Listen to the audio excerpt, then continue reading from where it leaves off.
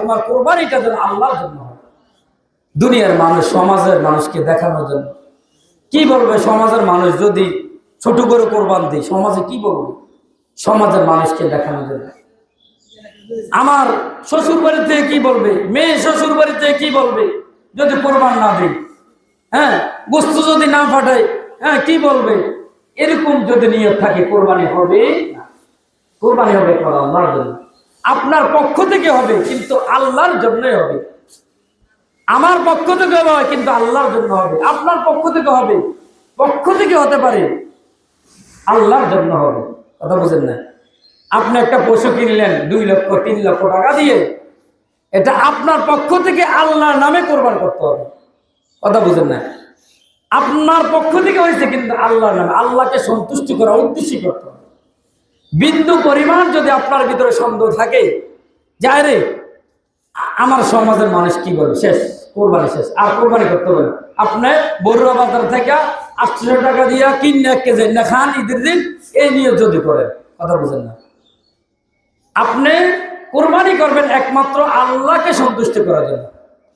এবার সেটা যদি একটা খাসি দেন আল্লাহ রাস্তা, 10,000 টাকা 15,000 টাকা দিয়ে একটা খাসিও দেন, যদি লিল্লাহি আল্লাহর জন্য হয়, আল্লাহকে সন্তুষ্ট করার উদ্দেশ্যে, তাহলে আল্লাহ কবুল করবে। আর যদি আপনি 5 লাখ 10 লাখ 20 লাখ টাকা দিয়ে কোরবানি করার জন্য পশু কিনলেন, কিনার পরে দেখা যায় আপনার উদ্দেশ্য হচ্ছে যে সমাজের মানুষ বলবে যে অমুক একটা গরু আছে, অমুক মাগো 5 লাখ টাকা, দেখছো কি করছে।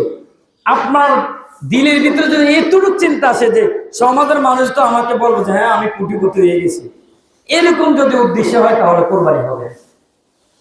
এরকম উদ্দেশ্য হলে কি, অনেক মানুষ আছে সমাজে মানুষকে দেখানোর জন্য গরু একটা পুরা গ্রামে বলে হ্যাঁ আজ 5 লাখ টাকা দিয়ে বড়ুয়া বাজারে সবচেয়ে বড়টা আছে গরু।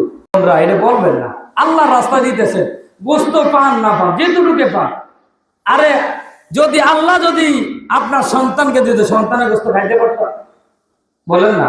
আচ্ছা আল্লাহ যদি এই আদেশ করতো যে কুরবান করবা সাবধান, গোস্ত খাইবা না, আল্লাহ যদি এই আদেশ করে দিত যে কোরবান করবা সাবধান, 1 টুকরা গোস্ত খাইবা, তোমার কোরবানি হবে না, আমরা বাধ্য নেই গরিব দুঃখীদেরকে দিতে। আল্লাহ যদি আইন করতো, আল্লাহ বলতো না বান্দা, কোরবানি গোস্তটা 3 ভাগ করবা, তুমি নিজেও খাও, পরিবারকে খাও, আত্মীয় স্বজনকে খাও, গরিবকে খাও।